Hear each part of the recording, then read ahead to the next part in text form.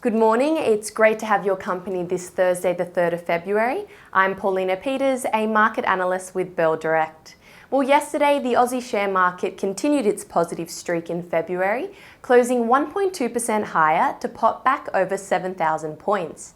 We also heard from RBA Governor Philip Lowe, who stated that a rate rise later this year was a plausible situation, and BHP once again became the largest company on the Aussie share market after officially completing the unification of its Australian and UK listings. Now, looking at the sector performances, well, nearly all sectors closed in the green, with the energy and materials sectors gaining the most. And looking at the ASX 200 stock leaderboard, 8 mining stocks were amongst the best performers. Auckland International Airport, AIA, pushed 5.4% higher, and Worley, WOR, gained about 5%, benefiting from surging oil prices.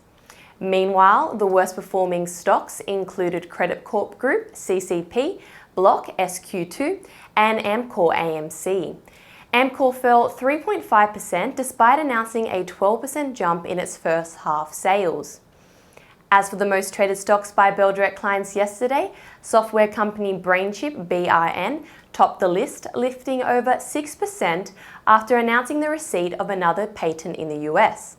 Another highly traded stock was Mineral Resources, MIN. Its share price gained 2.2% after the company reported that the Western Australian government is set to increase iron ore export capacity at the port of Port Hedland.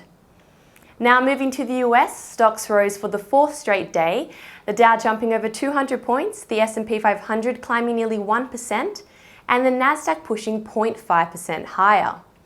The stock that led the gains was Alphabet after its quarterly results beat analysts' expectations, and Facebook parent Meta, its shares have tumbled more than 15% in extended trading after a disappointing earnings report was released, where they also gave a weaker than expected forecast. Today, the futures are suggesting the Aussie share market will open 0.09% higher. And in terms of what to watch today, well, economic news-wise, Australia's balance of trade data for December will be released today. That's the difference between what we export versus what we import. Australia's trade surplus declined to $9.42 billion in November. That was our smallest trade surplus since April. Now, Westpac WBC will be on watch today as the company has released its first quarter update this morning. The company delivered first quarter cash earnings of $1.58 billion, which, while does represent growth, does fall short of Bell Potter's forecast of $1.82 billion. Aggressive competition also continued to weigh on margins. We'll also be hearing from Nick Scali, NCK, today. The furniture company will be releasing its first quarter 2022 results. Now, Bell Potter has a buy rating on the stock and is expecting NPAT to come in at $29.1 million, while consensus expects a slightly more modest NPAT of $30.5 million.